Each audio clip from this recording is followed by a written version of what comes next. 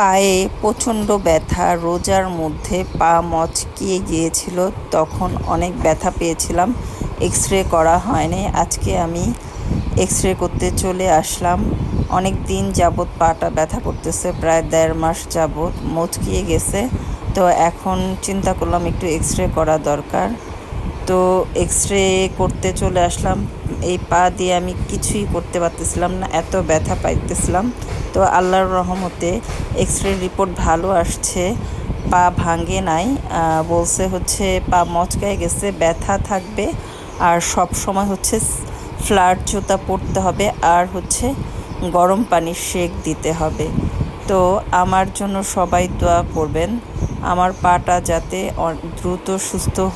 দ্রুত সুস্থ হয়ে যায়। আর সব সময়ের জন্য হাই হিল জুতা আমার জন্য একেবারে বাদ হয়ে গেল।